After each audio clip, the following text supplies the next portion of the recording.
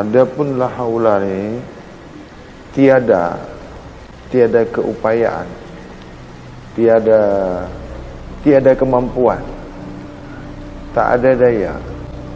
Makna tak ada daya ni apapun tak ada.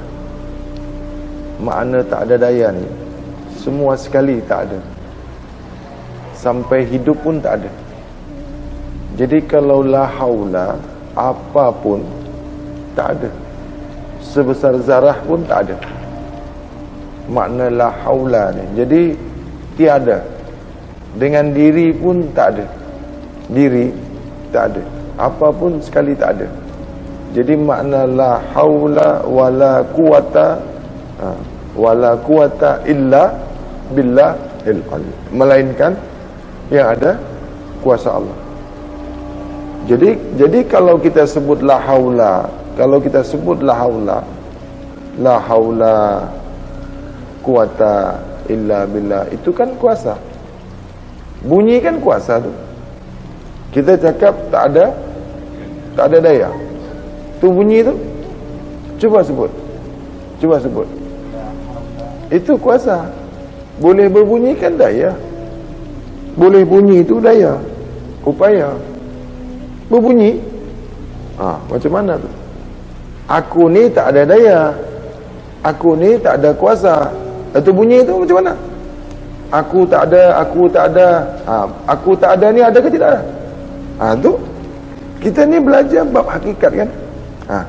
Kalau dalam bab hakikat, batal lah kalau kita ni cakap aku ni tak ada daya, aku ni tak ada daya. Berbunyi, sebut itu upaya. Jadi kalau makna tak ada daya upaya tu macam mana? Sebut saya ni tak ada daya. Itu orang berdaya, itu orang berupaya. Itu makanya di bab syariat ini tak masuk, tak kena makna daripada la haula wala quwata illa billahil aliyil azim. Tak kena dengan apa yang ditafsirkan tu. Adakah orang bercakap tak ada daya pula? Berbunyi, aku tak ada daya, aku tak ada. Kalau aku cakap aku tak ada kah? Berbunyi ada ke tidak? Bunyi, sebutkan bunyi, ada daya ke tak ada? Kalau dah berbunyi, ada ke tidak?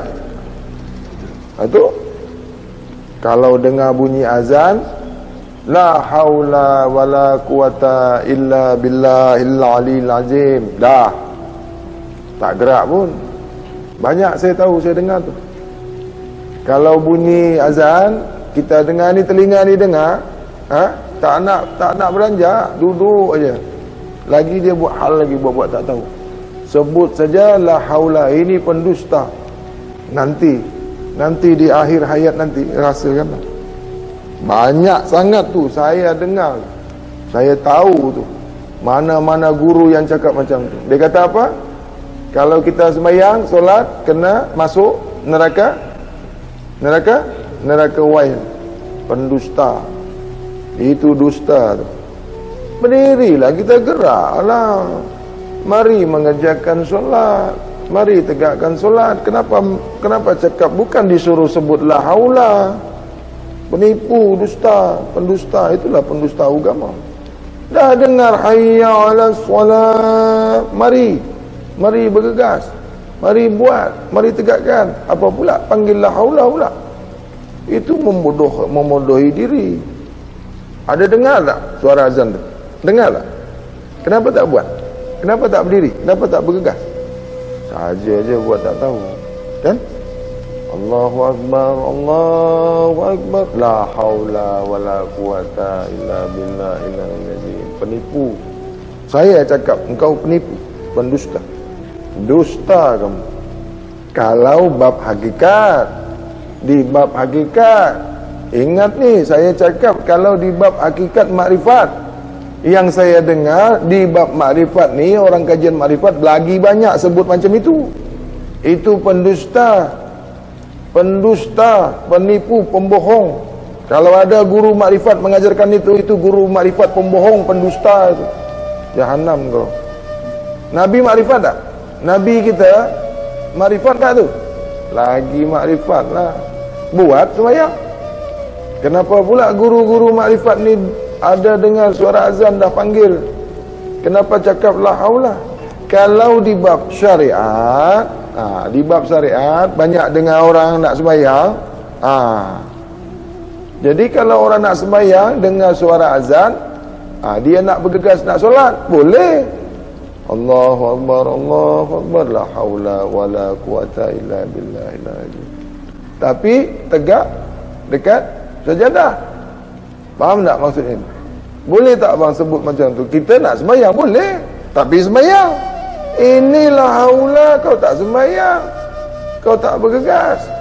Kalau kita dengar suara azan, umpama kita pergi dekat masjid, kita nak buat sembahyang, nak mengerjakan sembahyang. Kan ada orang iqamah lepas azan tu ada iqamah kan? Qamat, Allahu Akbar, asyhadu an la ilaha illallah, asyhadu anna Muhammadur Rasulullah. Ada kan? Hayya 'alas shalah, hayya 'alal falah, qad qamatis shalah, qad qamatis shalah. Allahu Akbar, la ilaha illallah, la haula wala quwata illa billahil aliyil azim. Boleh. Itu tak menipu sebab buat sembahyang. Kita tawaduk, kita merasa kita tak mampu buat. Kita merasa kita tak ada daya upaya, melainkan kuasa Allah. Kita boleh berdiri ni kuasa Allah. Kita boleh buat solat ni kuasa Allah. Itu boleh. Ini kau sebut la haula kau tidur. Pendusta, itu maksudnya.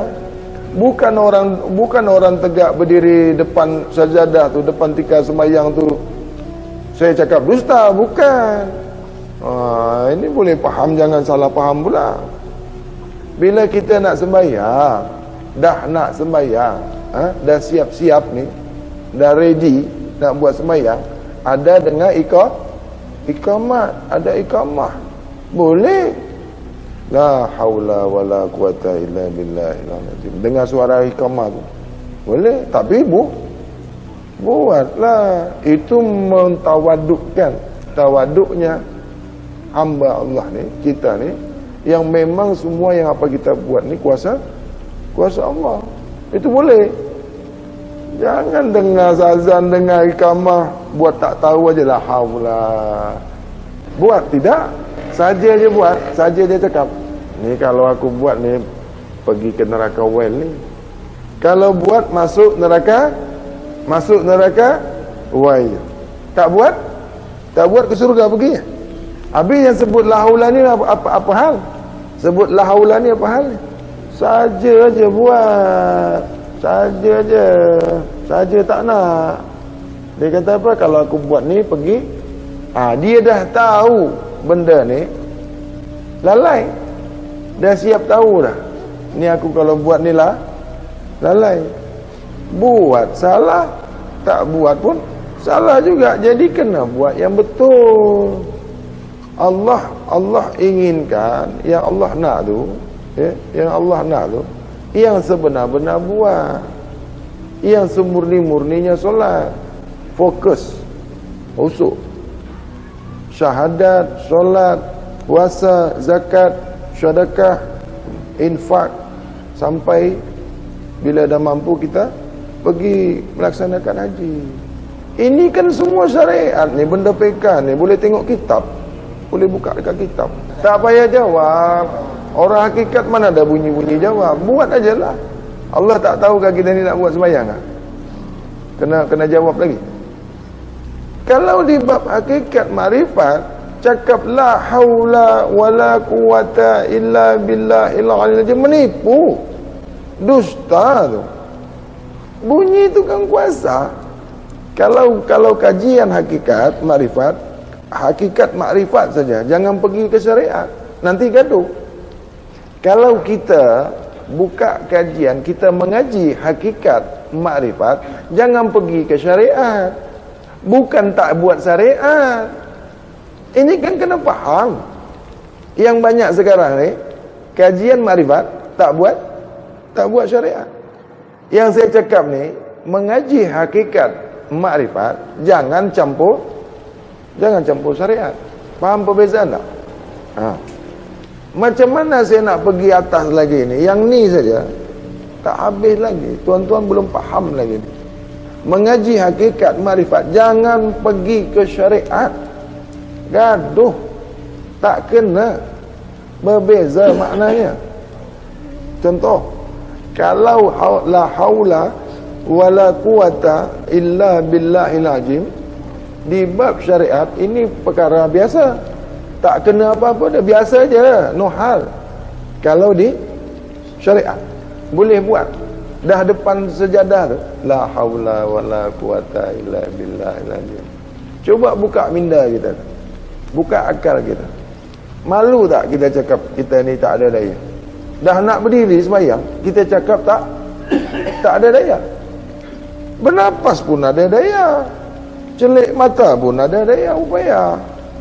Kenapa selalu cakap la haula? Tak nak ada daya kah? Tak bersyukur ke Allah bagi daya upaya dengan kita ni? Yang daya upaya Allah ni dah ada dengan kita. Tak nak kita syukuri. Selalu tidak mensyukuri apa-apa yang dibagi Allah kepada kita. Bukankah daya upaya ni daripada Allah? Sudah pun ada kepada kita, sehingga kita ni boleh buat sembahyang, bekerja, kan? Boleh fikir. Tidak ada satu perbuatan kalau tak ada izin daripada, itu bukan serah balik kepada Allah. Tidaklah satu daya upaya yang ada dengan kita ni kalau bukan izin Allah. Itu serah balik ke Allah kah? Itu makna serah balik ke Allah kah? Serah balik ke Allah kah? Itu serah balik ke Allah. Itu apanya yang kita nak serah balik kepada Allah? Allah dah bagi kat kita permanen dah. Nafas kita ni nak serah balik ke Allah kah? Perbuatan kita ni nak serah balik ke Allah? Rezeki kita ni nak serah balik ke Allah ni? Macam mana ni? Cuba boleh jelas ni. Yang mananya kita nak serah balik kepada Allah? Innalillah ni hak Allah, kembali kepada Allah. Jadi kalau bab kembalikan kepada Allah, balik semula kepada Allah, bukan bab la haula. Ini yang nak dibuka ni bab innalillah ke bab la haula? Melompat. Inilah kita ni muzakarah. Kita ni bukan nak bergaduh, kita bermuzakarah, berbagi, berkongsi. Betul tu makna la haula dalam hakikat, kan? Inna lillah ilahi roziun, makna dalam hakikat, dalam kajian hakikat. Makrifat la inna lillah, aku daripada aku, hak aku itu milikku, kembali kepada aku. Sesungguhnya hak aku, kepunyaanku, kembali lagi kepada aku. Ini kan cantik aku dengarnya, suka saya hobi makrifat. Kalau dalam syariat banyak kitab, tuan-tuan tak payah jumpa saya, buang masa jauh-jauh datang. Tak rugi ke jauh-jauh datang soal saya dengan soalan syariat ni? Bukan tak faham, aku ni kan dulu belajar syariat. Nanti dia kata apa? Ini Bang Hadi keji hal syariat. Mana boleh syariat Nabi bawa, syariat Nabi ajarkan, mana boleh keji. Tengok tadi, inna lillah ilahi raziun, dalam bab makrifat, sesungguhnya hak aku kembali lagi kepada aku.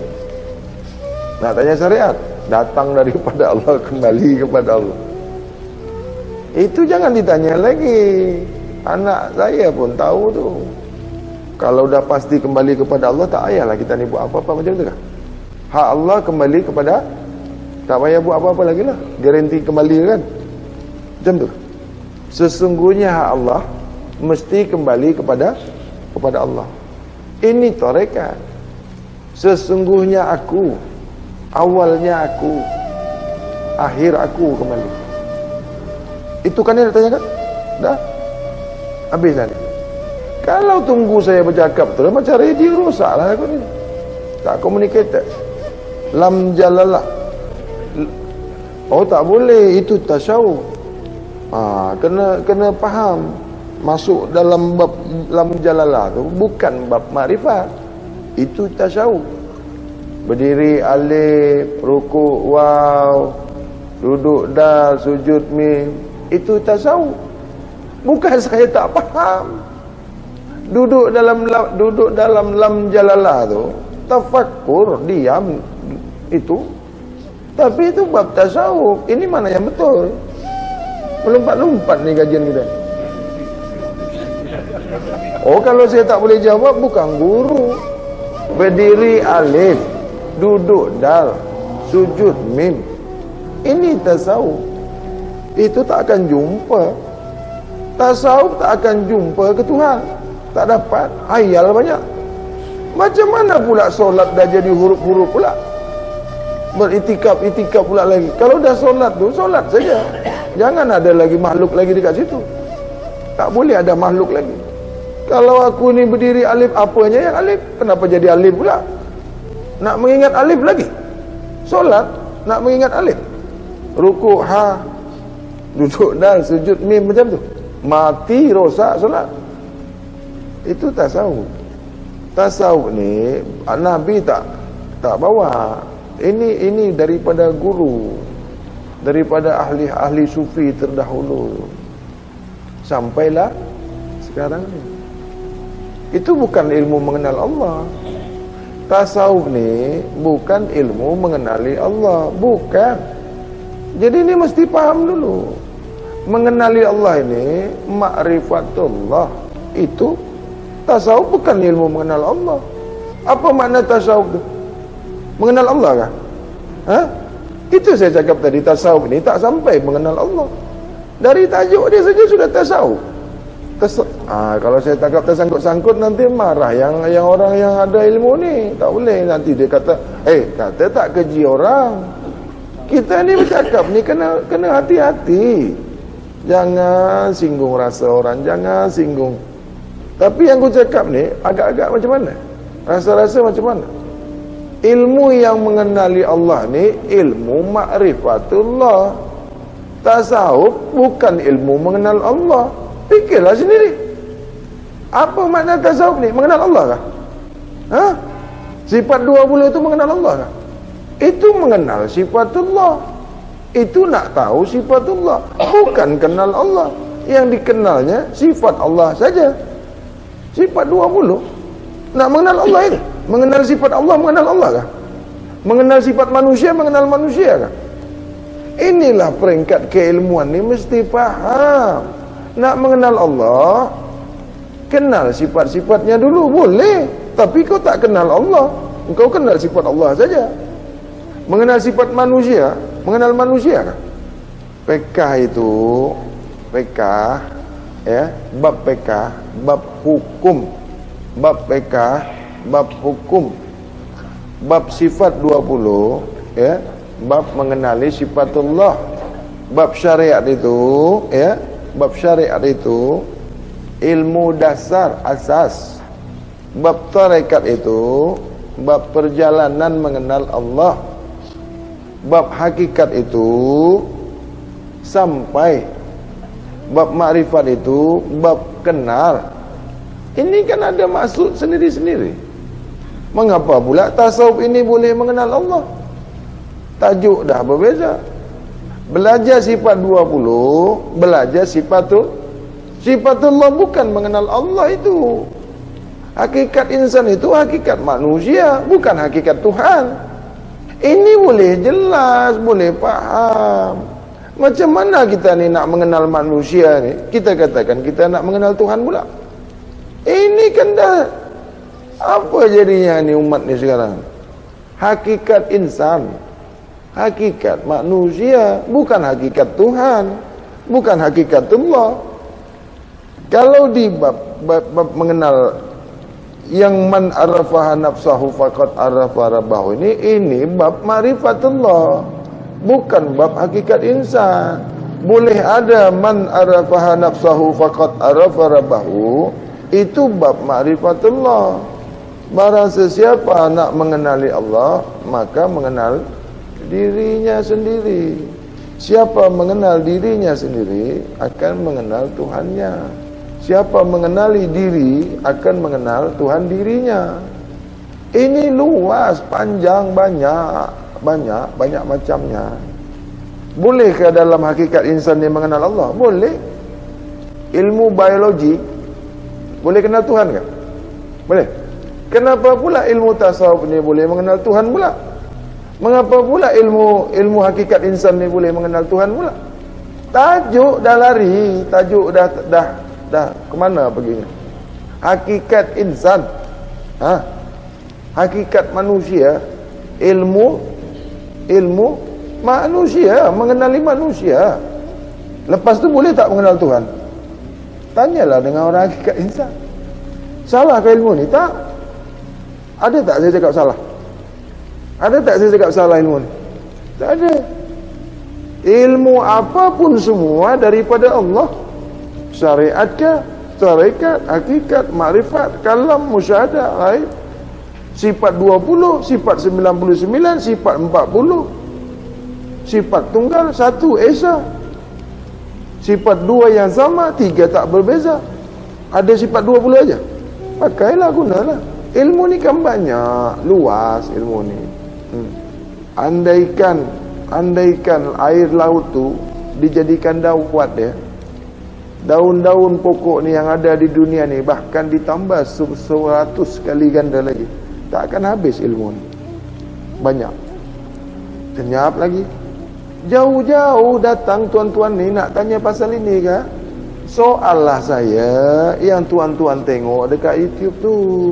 Bawalah soal tu. Yang kan kata dekat YouTube ni tak putus kan? Cuba balik ke saya balik. Bawa dekat YouTube tu, tengok YouTube, mana yang tak kena, yang muskil, bawa balik jumpa kat saya. Arkitek bawa soalan formen. Saya arkitek bawa pasal enjin. Macam mana ni? Faham tak saya ni? Nur Mutiara Ma'rifatullah. Kajian saya Nur Mutiara Ma'rifatullah. Tuan bawa pasal fiqh dengan saya. Macam mana saya ni? Macam mana agak-agak? Oh, saya nak try ni Bang Adi.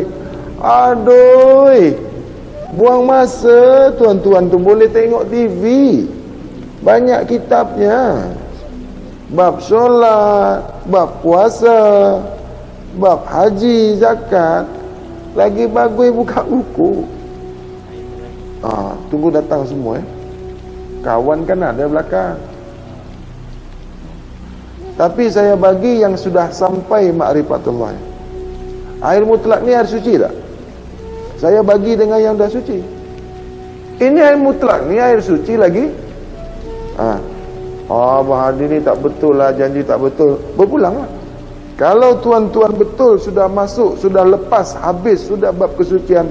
Demi Allah, demi Rasulullah, demi ibu yang mengandung saya 9 bulan 10 hari, saya akan bagi buka. Itu guru penipu kalau tak bagi. Saya bukan penipu. Tuntut saya sampai di akhirat nanti. Buat apa tuan-tuan ambil yang suci ni kalau tuan-tuan tak suci? Bolehkah tuan-tuan balik kepada Maha Suci kalau tuan-tuan sekali tak suci? Tuan kan belum habis belajar. Kenapa minta sijilnya? Dulu sekolah tak? Ada pergi sekolah tak dulu? Dapat sijil dulu kan lepas pemeriksa? Ambil sijil dulu. Okeylah, malam ni saya bagi sijil lah. Tak ada masa lagi kan?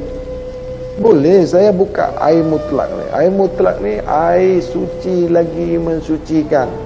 Tak ada di badan kita, tak ada di luar tubuh kita, tak ada di luar jasad kita, tak di bumi, tak di langit. Air suci lagi mensucikan. Tak ada baunya, tak ada rasanya, tak ada warnanya. Adakah dalam dunia ni? Air mana yang tak ada bau, tak ada rasa, tak ada warna? Mana airnya? Tak ada. Nak minta yang tak ada kan? Carilah tu air yang tak ada rupa apa. Kenapa boleh ada tu? Kenapa boleh ada? Sebab janji Allah tu ada bagi siapa yang Yang tahu. Ilmu ni kan tahu. Ilmu ni tahu. Yang dah tahu berilmu. Kenapa itu dulu yang diminta? Saya tanya tuan-tuan, kenapa minta? Kenapa minta air mutlak ni? Lepas dapat air mutlak ni, nak buat apa? Nak dikemanakan? Nak letak di mana air mutlak ni? Tuan-tuan nak letak dekat mana? Yang guna air mutlak ni, yang boleh guna air suci lagi mensucikan ni, orang yang boleh guna tak kalau kita ni tak suci? Ini kan psikologi. Tak sirik lagi, tak keji dan mungkar, tak pandang lagi yang maksiat, tak dengar lagi yang maksiat, hati tak lagi bercakap yang maksiat, tak jalan tempat yang maksiat, tak berkata-kata bercakap yang maksiat, tak menghayal yang maksiat, tak berfikir yang maksiat. Itu saya tak tahu ke tuan-tuan ni peringkatnya. Agak-agak saya faham tak? Saya kan dulu, ini bukan sombong. Orang hakikat makrifat tak ada sombong. Sombong tu keji. Sombong tu batal. Sombong tu batil. Dengar sini, jangan cakap saya tak bagi. Mesti bagi. Mana boleh tak bagi, orang minta.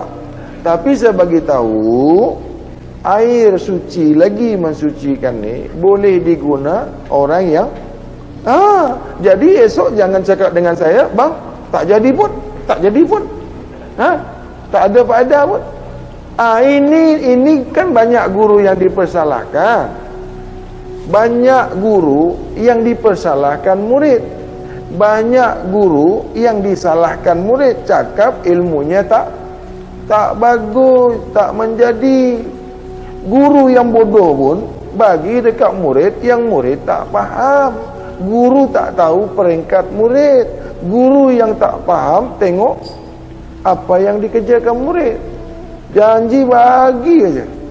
Saya tak nak kena macam itu. Tapi kalau tuan-tuan minta, saya kena buka, kena bagi. Tapi kan saya bagi tahu dulu. Bang Hadi, saya dah cubalah ambil air telak ni, tak jadi pun. Kalau makan cili rasa pedas. Air mutlak macam cili kan? Tuan-tuan tak tanya ke saya guna air mutlak ni berapa tahun boleh dapat? Tak nak tanya? Tak payahlah. Tak payah. Terperanjat boleh mati. Kan macam ini kan? Boleh faham betul-betul. Boleh nyaman ilmu Allah ni. Tuan-tuan kan nak betul, nak dapat, nak jadi, ilmu jadi kan? Saya kena bagi tahu kaedahnya. Tapi kalau tuan-tuan nak ambil saja, saya bagi juga. Tapi tak ada.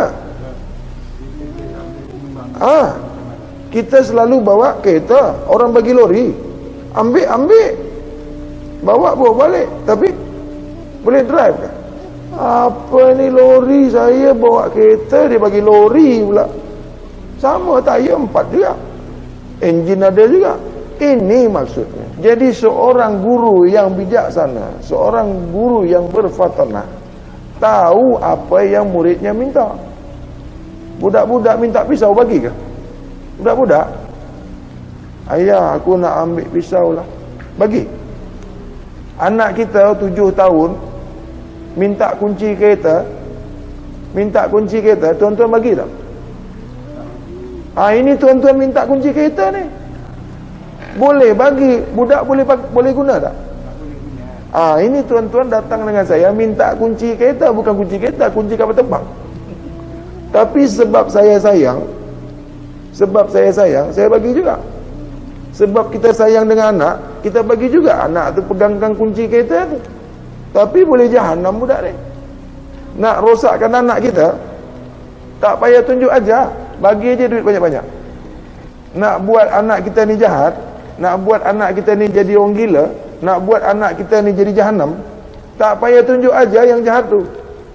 Tak payah bagi tunjuk aja, bagi duit aja banyak-banyak, jadi jahanam sendiri tu. Cubalah nanti. Cubalah. Nak buat jahat anak kita, nak degil, tak payah tunjuk aja. Nak, ini buat yang degil ni, kau buat macam ni, tak payah. bagi Jahanam. Adakah orang tua tunjuk ajar anak berjudi? Ada tak? Isyak dadah, ada tak? Macam mana dia boleh pandai tu? Support dia. Nak berlumba, bagi kereta. Pandai solat. Tapi kalau nak mengenal Allah ni, ada tak?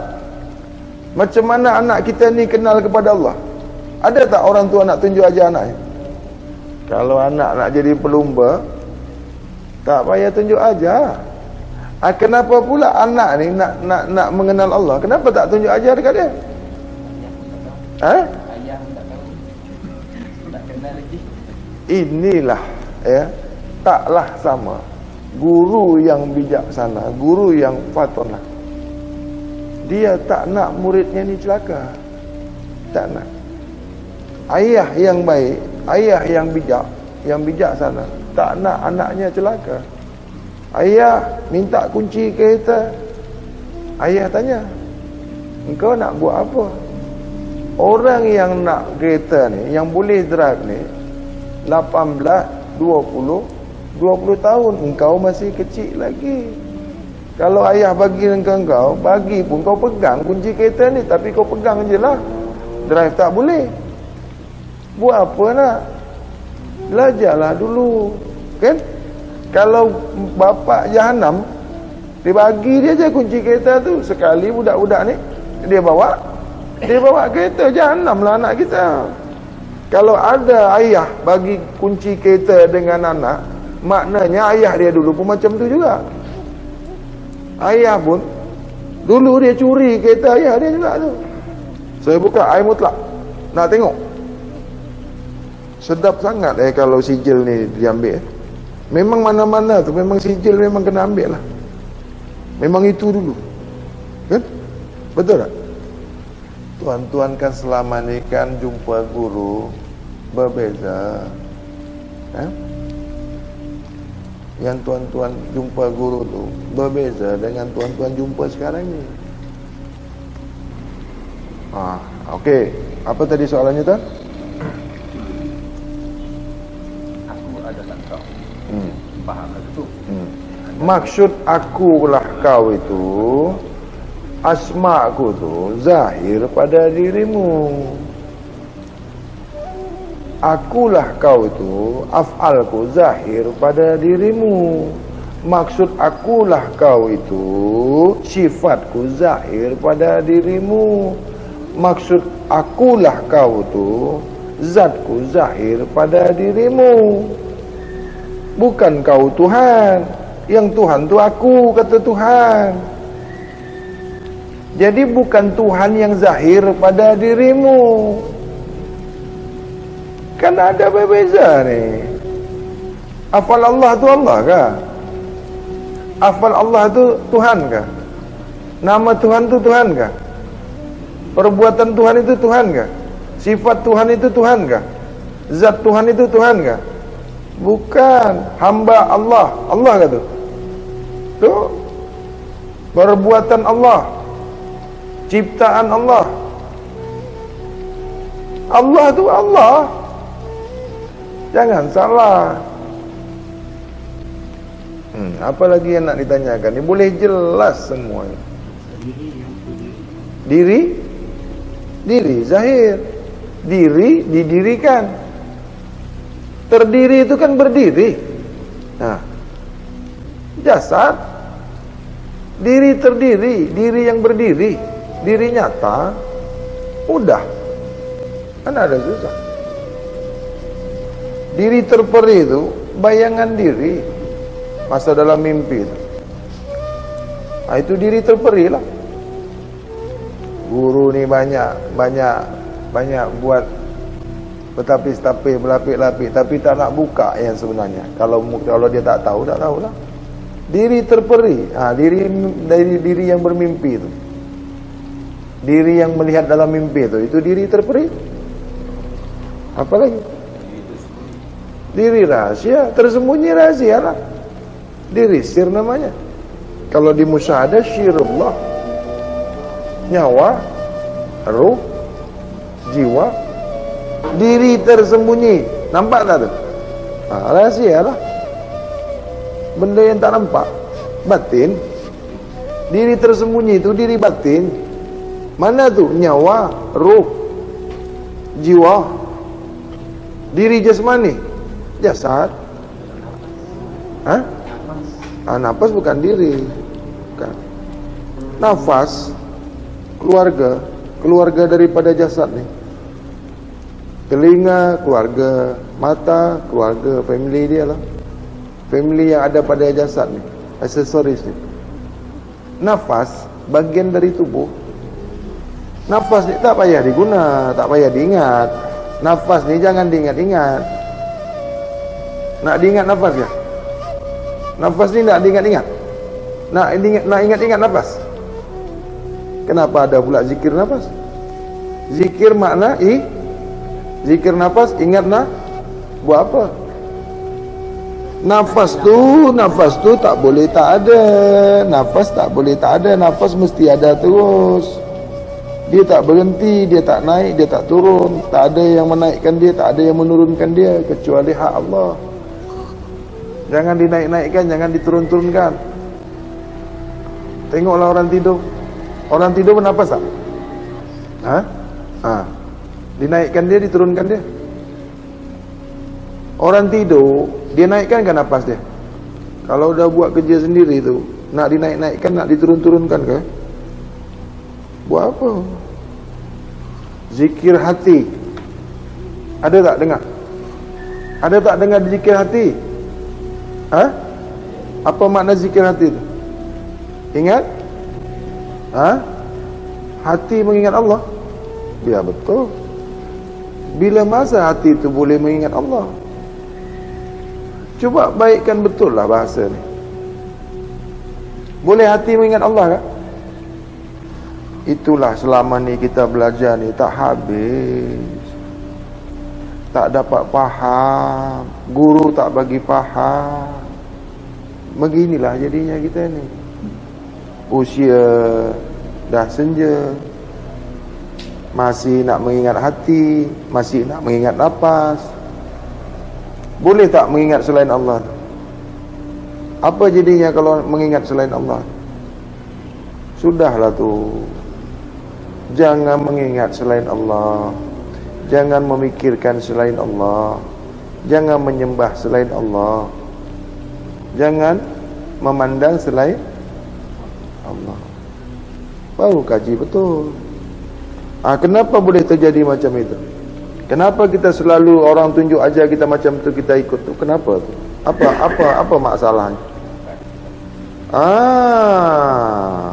Kenapa kena tipu dengan guru? Kenapa boleh guru tu boleh tipu murid tu?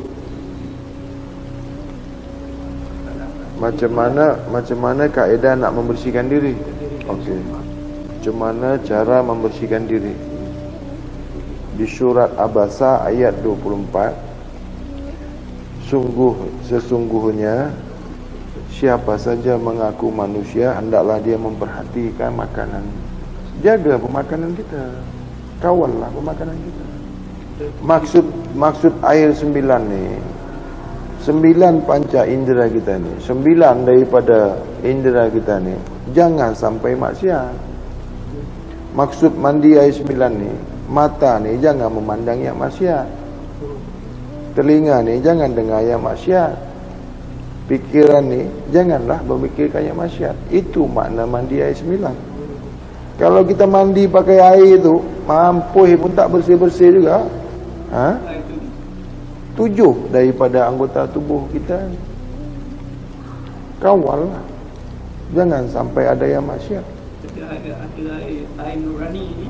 Air nurani ni, hati kita ni jangan maksiat. Mudah sangat kan?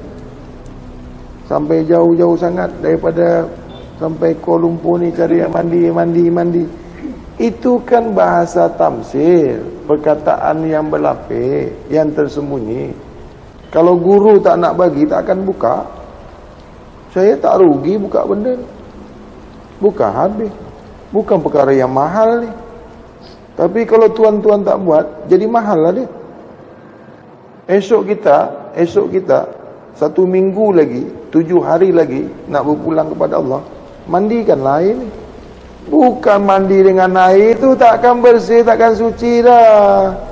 Beratus kali dimandikan pun jangan lagi 9. Maksudnya jangan hati ni mengkeji maksiat, keji dan mungkar, jangan lagi. Itulah maksud mandi dengan air nurani.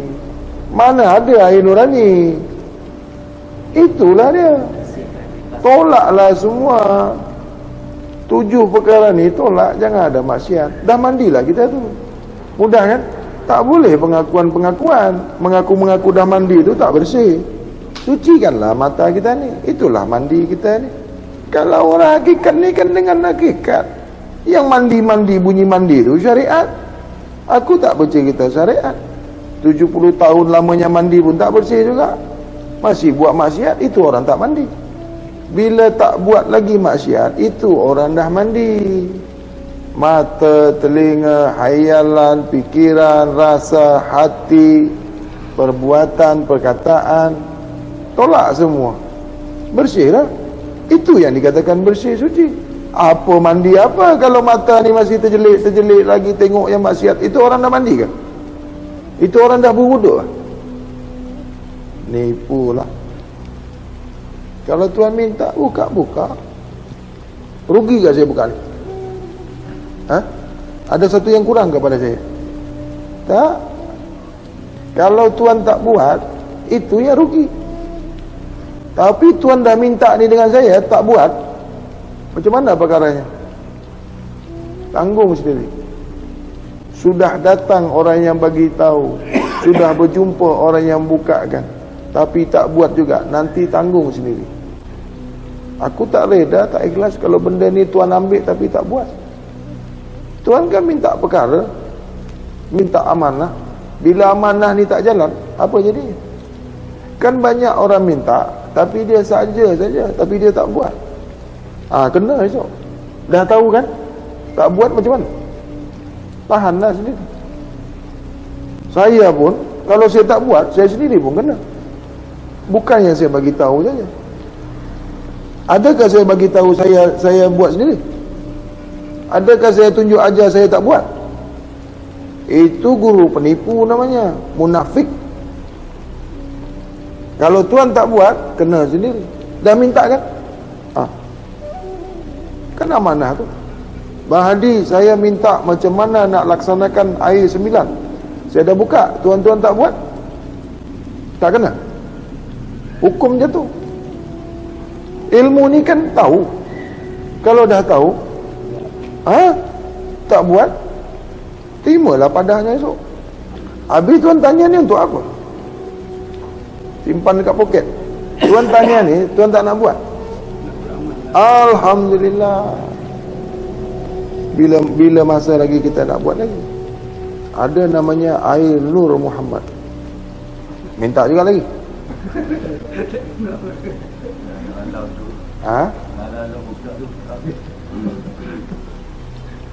Belum masanya. Buatlah dulu yang diminta tadi. Nanti datang, saya tengok bagus, elok, haluskan lagi. Pisau tu kena asah lagi. Mana boleh pisau satu kali asah terus tajam. Berguru dengan YouTube ni padam. Nak tanya dekat mana? Takkan sama orang yang mendengar dengan orang yang belajar tu, jauh sangat perbezaannya. Bagaikan langit dan bumi. Terpandang, tertengok, terjeling pun kena. Tak sedar, tengok pun kotor. Saja buat pun kena. Tak saja pun, buka saja dah maksiat. Buka mata, maksiat dah. Bila kau memandang yang bukan hak Allah, maka batil pandangan kamu. Bila kau membuka pendengaranmu yang bukan pendengaranku, maka batillah pendengaranmu. Kalau kau berbicara, berkata-kata yang bukan perkataanku, maka batillah perkataanmu. Jadi kita hidup ni, selama kita hidup ni, sentiasa kita ni buat dosa. berpuluh-puluh tahun lamanya kita ni sentiasa dosa. Lagi hati kita yang kotor, yang busuk ni, yang mengata orang. Bunyi tidak, tapi dalam bunyi tak, dalam keji. Tengok orang salah, kita kata, "Oi, kenapa lah guna baju tak senonoh." Mengata anak orang, mengata bini orang, mengata harta orang. Tak habis-habis hati kita ni buruk. Tak habis-habis hati kita ni busuk. Macam mana kita nak dapatkan ilmu Allah yang suci ni? Macam mana yang Maha Suci ni nak bagi ilmu kepada kita? Luas sangat. Faham maksiat ni banyak sangat. Itu sudah kita telajak aja hati kita ni. Telajak aja hati kita ni. Dia cakap, "Oh, ini makanan kau ni apalah, dah maksiat tu." Apalah, ada ikan, ada ayam, daging ni semua Allah jadikan, kenapa tak makan? Macam orang tak ada duit pun cakap, ya. Itulah tipu daya iblis tu, tipu daya syaitan. Sentiasa mengintai kita. Sentiasa, itulah ujiannya. Nak jadi suci ni, lagi disucikan Allah ni tak mudah. Bersabarlah kita. Nabi kita pun orang keji juga. Kan ada khusatun hasanah, ada contoh.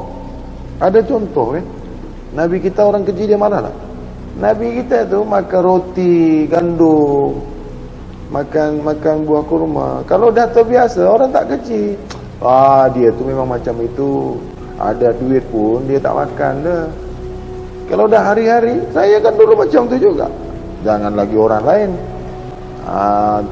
tetangga, jiran semua cakap saya ni macam-macam. Pergi kedai makan, pakai kereta, tengoklah yang dia makan. Tahu tempe, muka dia pun dah macam tempe tahu, kata dia. Macam tak ada duit, kata dia. Duduk kereta, makan nasi lemak.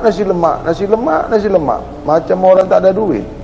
Kedekut sangat, kata dia. Macam-macam lah dia cakap. Tapi yang cakap tu cepat mati dia. Saya dah tengok orang yang cakap saya macam-macam tu mati. Kena kanser, diabetik, jantung, ginjal, sama-sama hidup sama-sama. Sekarang kan ni niat hati kita. Semua itu dilakukan, dibuat dengan niat. Kalau niat kotor, niat tak betul tu, itu yang buat pandangan kita tu jadi kotor. Bermula daripada hati kita, niat kita ni. Kita memandang ni, niat apa ni? Niat maksiat ke tidak? Mesti pemandangan kita ni baik, bagus. Itu makanya jangan makan yang kotor-kotor, nanti hati kita kotor. Bila hati kita ni dah kotor, pendengaran, hayalan, fikiran mesti kotor. Tengok yang baik pun boleh jadi tengok kotor. Tengok bini orang, tengok bini kita. Ini kalau tengok yang selempit-selempit tu, tengok perempuan pakai seluar, boleh nampak isi seluar tu. Kalau itu makrifat pula, sampai pula makrifat dia. Tembus makrifat dia tu.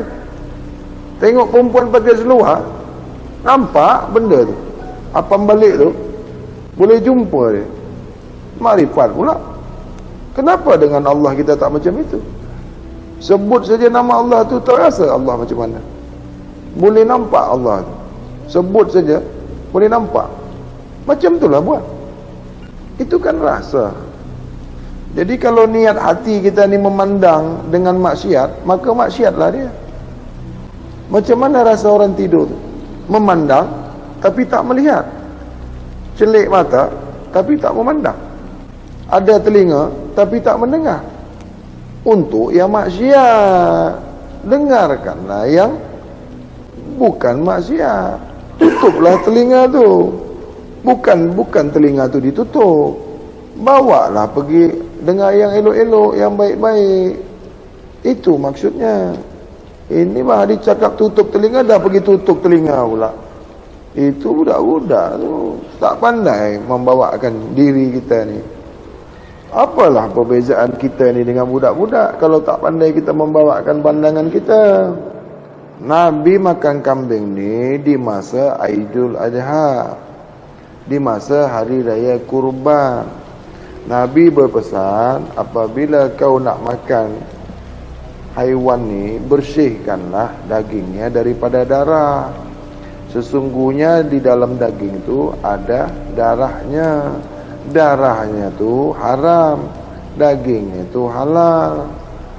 Darah itu haram, dagingnya yang halal. Kambing tu tak semuanya halal. Sekarang ni bunyi kambing saja halal dah. Taik kambing pun halal juga, kaki kambing pun halal juga, ekor kambing pun halal juga. Kalau bunyi halal tu semua halal kah? Buka minda lah. Kulit kambing halal juga, bulu kambing. Macam mana yang dikatakan dalam halal itu ada haram? Daging tu halal. Darah yang ada pada daging tu haram. Adakah bunyi kambing terus semuanya halal? Babi itu haram. Tengok babi haram juga. Astaghfirullahaladzim. Kenapa tak cerdik? Kenapa tak syidik? Ini bawa babi pun haram, tengok babi pun haram, lewat tempat babi pun haram juga. Ini kan tak cerdik. Bawa babi pun haram juga. Astaghfirullahaladzim. Inilah pemikiran-pemikiran manusia ini. Kan itulah saya cakap, manusia berperingkat-peringkat. Ada manusia, gambar saja manusia, bentuk saja manusia. Dalam tu hantu dalam dia. Haiwan, rupa saja rupa manusia. Ini bukan manusia. Tengoklah, dia berfikir macam tu. Dengar bunyi babi saja haram dah. Dengar bunyi lembu halal. Ini manusia yang macam mana? Tak berakal. Pendek sangat akal tu. Habis kalau tengok perempuan, bini kita kan perempuan. Tengok perempuan semua bini kita. Pandai pula tahu pula tu. Oh ini bini aku, ini bukan. Kenapa makan daging tu tak tahu mana yang halal, mana yang haram? Kalau tengok perempuan pandai pilih tak? Mana yang bini kita, mana yang bukan? Pandai. Tengok makan tak pandai. Ini apa yang buat pikiran kita macam ni? Kenapa boleh macam tu? Macam mana tu? Sebab jumpa guru penipu. Kenapa saya cakap guru penipu? Dia tak tunjuk ajar yang sebenar, tak bagi halus kajian tu. Mengaku guru tapi menipu. Dia sendiri tak buat, dia suruh orang buat. Banyak kan guru cakap, kau jangan makan ni, kau jangan makan tu, tapi tengok guru mekilat perut dia. Kenapa guru makan ni? Saya guru, saya kan guru, jangan ikut. Saya dah sampai dengan Tuhan dah, jadi semua boleh makan. Guru dah sampai makrifat, jadi hantam semuanya. Batal hukum dah, batal hukum, tak guna hukum lagi. Halal haram hantam. Masa kita beranak, darah hitam tu tak ada. Di belah dada Nabi tu masa nak Isra' dan Mi'raj. Bukalah Al-Quran. Itu kan tamsil. Itu tamsil. Mana pula nak dada Nabi tu dibelah? Mana ada operate dulu? Maksudnya suci.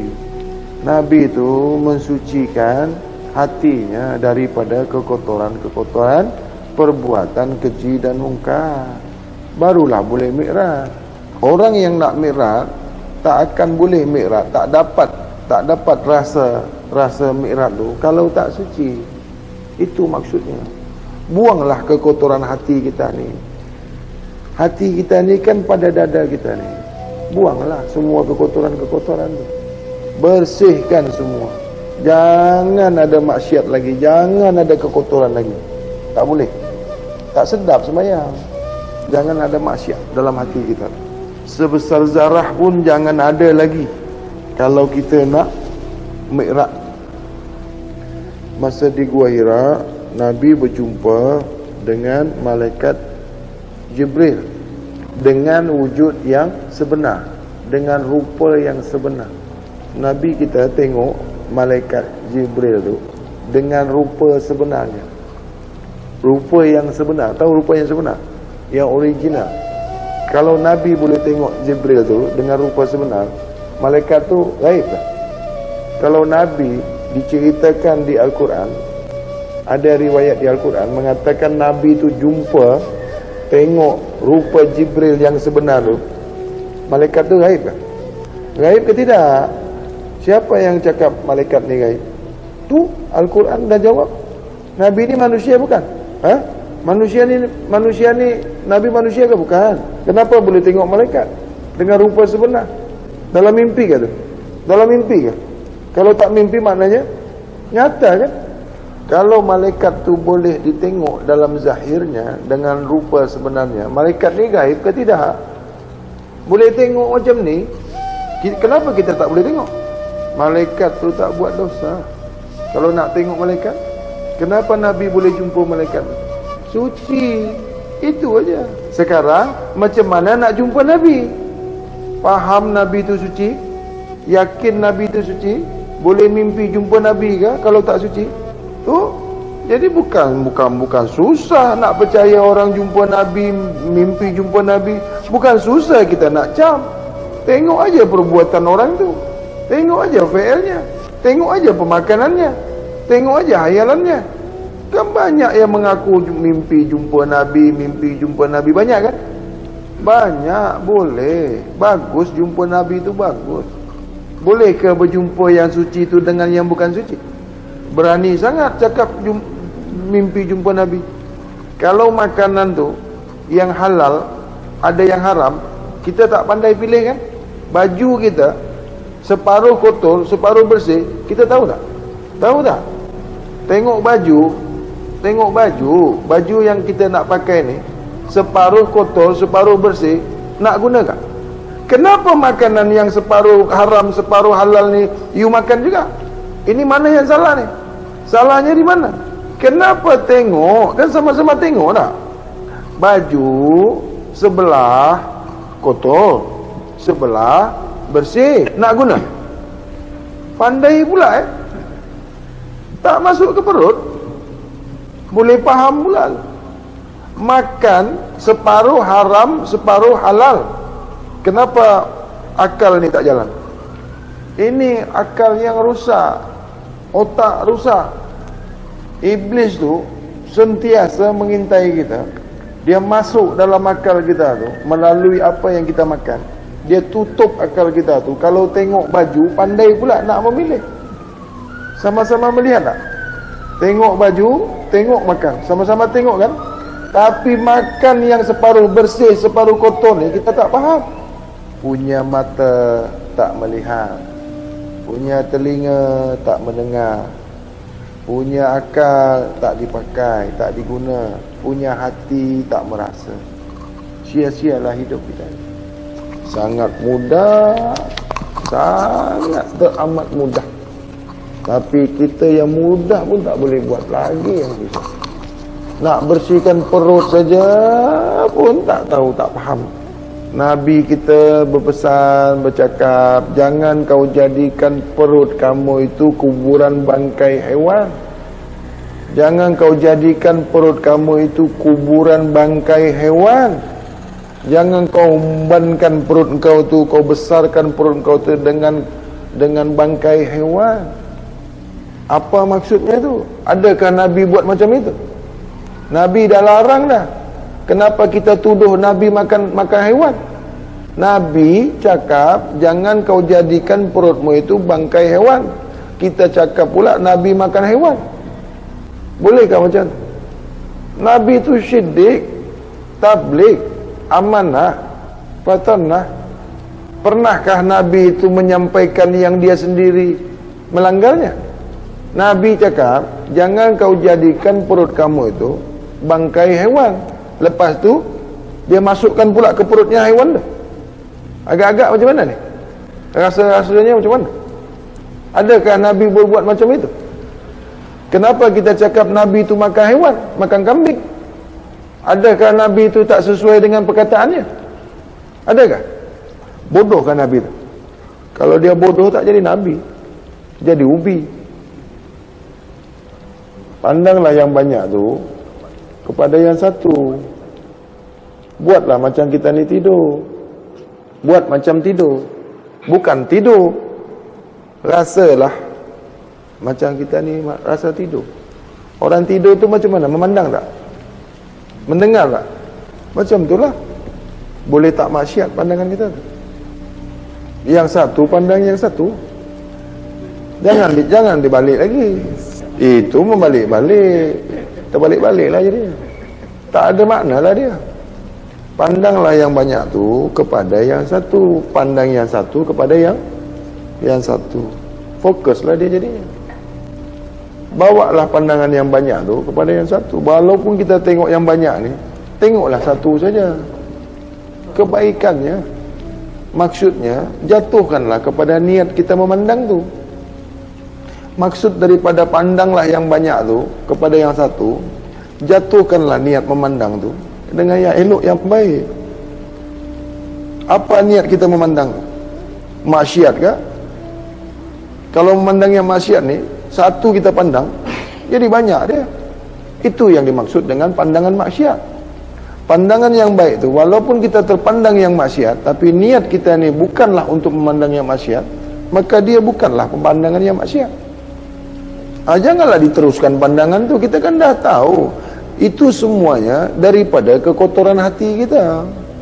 Kalau hati kita ni kotor, tak akan ada niat yang baik tu. Tak jadi niat yang baik tu. Sebab hati kotor, selalu makan benda yang kotor. Kita bawa pandangan yang elok, yang baik pun dia tak nak. Kita tak boleh kontrol pandangan nafsu tu. Kan ada pandangan nafsu, ini yang tak boleh kontrol ni. Jadi buruklah kita. Sentiasa nak tengok yang maksiat, dibawa dia pandangan kita ni pergi yang maksiat. Sebab kita sentiasa makan yang kotor-kotor, yang bercampur-campur. Kita ni tak nak makan yang bersih. Macam mana pandangan kita ni nak bersih? Ini bukan senang ni, susah. Dah terbiasa. Dari kecil dah sentiasa makan yang kotor-kotor. Fa'il kita pun, perbuatan kita ni pun kotor lah. Sentiasa makan yang kotor. Tapi kalau kereta kotor, tak nak pula masuk. Pandai pula ni. Ini kan tipu daya syaitan. Tipu daya iblis. Dia masuk dalam otak kita. Tiap-tiap yang berbau busuk tu, tiap-tiap yang berbau busuk tu mesti ada kotor. Apa tanda kotor? Bau busuk. Badan kita ni pun kalau bau busuk mesti ada yang kotor. Itu garanti, pasti. Tiap-tiap yang berbau busuk kotor. Hati kita, mulut kita ni, kubur, dubur, kalau bau busuk kotor. Perempuan kalau berbau busuk, faratnya tu, tahu faras? Nak aku sebut lagi? Kalau berbau dia kotor. Islam ni smart, bersih. Mengaku Islam, benda bau busuk, tak pandai jaga. Ini bukan cerita lucah, ini bukan cerita kotor. Perempuan kalau buang air tu tak bagus, tahu tak bagus. Sehari itu sekali saja buang air. Ada kala 3 kali sehari baru buang air. Itu bau busuk badannya. Siapa yang jaga isteri kita, bini kita ni? Siapa? Mak kita yang jaga. Nanti orang jaga baru tahu. Nak tunggu orang baru ni, jealous semua apa, cemburu. Kita ada isteri, kita tak jaga. Nanti orang jaga, orang lain ambil. Macam tu juga isteri. Isteri tu yang baik, jaga suaminya, kawal suaminya. Boleh jangan diambil jiran. Orang jeling sana dengan jeling sini dengan suami kita. Lagi suami handsome, kawal lah. Buatlah sedap-sedap dengan suami tu. Ini sayang, apa? Alah, muka kau lah, itu saja kau minta tiap malam, kata dia. Macam mana suami tak pergi? Tak pandai, kan? Disalahkan suami. Apa lagi cerita ni? Kalau cerita itu kau terang muka kau, terjeling mata, putus marifat kalau cerita tu. Jadi yang dikatakan dah suci, yang dikatakan dah sampai penamat daripada ma'rifatullah ni, sudah tak syirik lagi, sudah tak maksiat lagi, sudah tak buat yang salah lagi, sudah tak buat keji dan mungkar. Tak ada syirik zali, syirik hafi, syirik hafizun hafi. Sudah tak syirik lagi. Inilah orang yang suci di mata Allah. Inilah yang dipanggil sudah pun berjumpa kepada Allah. Inilah orang yang sudah memandang Allah. Inilah orang yang di sisi Allah. Ini makna daripada orang yang dekat, orang yang suci, orang yang berjumpa, orang yang faham, orang yang dikenal Allah, orang yang ditahu Allah, orang yang dikasih Allah. Tak ada dah tengok-tengok Tuhan dengan biji mata tu, tak ada tu, pendusta, penipu tu. Tuhan bukan makhluk. Kalau ada wali dia cakap dia boleh tengok Tuhan, itu wali penipu. Kalau ada guru dia kata dia boleh tengok Tuhan, itu guru penipu, pendusta. Ini aku cakap. Kalau ada orang yang bermimpi berjumpa dengan Rasul, bermimpi berjumpa dengan Nabi, apabila dia bukan syidik, tabligh, amanah, fatonah, suci diri zahirnya, suci dari batinnya, suci perbuatannya, pikirannya, pandangannya, hayalannya, pendengarannya, perkataannya, perbuatannya, dia bukan berjumpa dengan Nabi. Dia bukan mimpi berjumpa dengan Nabi. Itu manusia penipu, pendusta. Karena Nabi itu suci, lagi disucikan. Mustahil yang suci itu boleh ditengok daripada yang kotor. Mustahil yang kotor tu boleh berjumpa dengan yang bersih, lagi suci. Bukan susah nak tengok orang, aku mimpi inilah, aku mimpi itu kau mimpi. Kau bukan jumpa dengan Nabi, kau jumpa dengan ubi, pendusta. Bolehkah Nabi membuka hijabnya kepada orang yang kotor?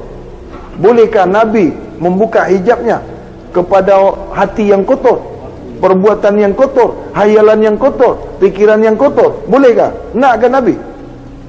Allah saja pun tak sukalah, lagi Nabi.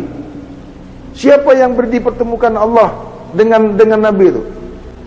Sesiapa manusia, sesiapa insan, hamba Allah yang dipertemukan oleh Allah dengan Nabi yang suci lagi disucikan, siapa yang dipertemukan yang maha suci itu? Bolehkah yang maha suci itu mempertemukan yang kotor dengan yang suci? Boleh. Guna psikologi lah. Kalau cakap jumpa Nabi, budak kecil pun boleh cakap. Tak akan berjumpa kau apabila kau tak suci. Kau sebutkan asyhadu an la ilaha illallah wa asyhadu anna Muhammad Rasulullah, tidak ada syidik, tabligh, amanah, batonah pada diri kamu, batal ucapan kamu tu. Sebab kau mengaku anna Muhammad Rasulullah, kau mengatakan anna Muhammadur Rasulullah wa asyhadu anna Muhammad Rasulullah, tidak ada syidik, tabligh, amanah, batonah pada diri kamu. Itu ucapan yang palsu, ucapan yang dusta, perkataan yang palsu, perkataan yang dusta. Kerana kau tidak mengikuti sebagaimana syidik, tabligh, amanah, fatonah. Kan banyak orang sebut asyhadu alla ilaha illallah wa asyhadu anna Muhammadur Rasulullah, tapi tak ada syidik pada dirinya, tak ada tabligh pada dirinya, tak ada amanah pada dirinya, tak ada fatonah pada dirinya. Sia-sia ucapanmu, pendusta kau. Siapa yang menyebutkan anna Muhammadur Rasulullah, mestilah tertanam di jiwamu syidik, tabligh, amanah, fatonah, barulah sesuai dengan apa yang kau sebutkan itu. Menyebutkan la ilaha illallah, syahadat tauhid, engkau mesti faham apa Tuhanmu, siapa Tuhanmu. Barulah kau boleh menyebutkan la ilaha illallah. Apabila kau sebutkan la ilaha illallah, kau tak kenal apa yang kau sebut, kau tak tahu apa yang kau sebut, kau tak tahu apa yang kau perkatakan, kau tak faham apa yang kau sebutkan, sebutanmu itu palsu, dusta, penipu kau, pendusta. Sebab apa yang kau sebutkan itu kau tak faham. Kalau nak bunyi-bunyikan aja, budak-budak pun boleh bunyikan. Kalau sekedar bunyi saja, kalau hal bunyi saja, sebut saja, orang Yahudi pun boleh sebutkan juga. Orang yang bukan Islam pun boleh bunyikan macam itu. Kalau bunyi la ilaha illallah, bolehkah kau panggil la ilaha illallah? Bolehkah kau sebut la ilaha illallah? Bolehkah kau menyebutkan dua kalimah syahadat? Dua yang bersaksikan satu, dua kali bersyahadat, kedua-duanya menyaksikan satu, satu tunggal, dua sama, tiga yang tak berbeza. Siapa satu? Allahu Rabbi, Allah Azza wa Jalla, Rabbul Izzati. Siapa dua? Rabbul Alamin, Rabbul Izzati. Siapa tiga? Rabbul Izzati wa Rabbul Alamin wa rahmatan lil alamin. Ini kalau musyahadah. Tasawuf lain lagi. Hakikat insan beza lagi. Sifat 20 lain lagi. Syariat berbeza lagi. Ilmu ni kan 7 peringkatnya. Oh, saya tak nak pakai itu Bang Hadi, kau pakailah mana yang kau tahu. 7 peringkat keilmuan ni, satu yang sampai, satu yang betul, satu yang berjumpa, satu yang bersaksi. 7 peringkat ni hanya satu yang sampai kepada Allah. Tu ke-6 ni tak akan sampai, tak dapat. 7 peringkat ni, 7 jalan ni hanya satu yang sampai, hanya satu yang sebenar-benar sampai ke Tuhan. Yang ke-6 ni batal semua, sebab masih tersyirik lagi. Syariat, tahu buat, tak tahu tempat. Tarekat, berjalan kepada pengetahuan. Hakikat, hayal, tahu ke Tuhan. Makrifat, kenal ke Tuhan. Kalam, seakan-akan tahu itu Tuhan. Musyahadah, nyata Tuhan. Ghaib, bersama-sama dengan Tuhan. Kembali ke Tuhan. Nyata Tuhan kepada nyata. Nyata kepada penyata. Nyata kepada yang dinyatakan. Maka nyata yang menyatakan yang nyata. Yang nyata itulah yang menyatakan yang nyata. Tuhan itulah yang berkata dia Tuhan. Tuhan itulah yang tahu siapa Tuhan. Tuhan itulah yang tahu siapa yang nak kembali kepadanya. Tuhanlah yang mengembalikan amanah kepadanya kembali. Siapa yang nak kembali kepada empunya amanah kembali, maka hendaklah dia suci zahir dan batin. Maka yang maha suci mengembalikan haknya kembali kepada dirinya kembali. Apabila engkau nak dikembalikan kepada empunya diri kau kembali, maka hendaklah kau suci zahir dan batin, sesuai dengan surat Al-Baqarah ayat 222. Aku suka kepada sesiapa yang sentiasa mensucikan dirinya. Apabila Tuhan sudah suka, nak ke tu? Tuhan nak ke? Nak ambil kembali kan? Maka itu bergantung, berpulang kepada peringkat jiwanya. Jiwa yang amarah tak akan kembali ke Tuhan.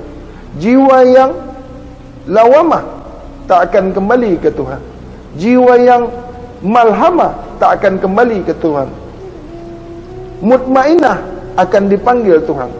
Mardiyah, bila saja, kapan saja dia kembali ke Tuhan. Radiyah, tak perlu dipanggil, dia boleh kembali ke Tuhannya. Kamilah, Allah akan lepaskan dia, Allah bebaskan dia sampai masa yang ditentukan untuk kembali ke Tuhannya. Jadi kalau jasmani, nurani, rohani, lepas tu suryani. Siapa suryani tu? Ingat tak? Kekasih hati.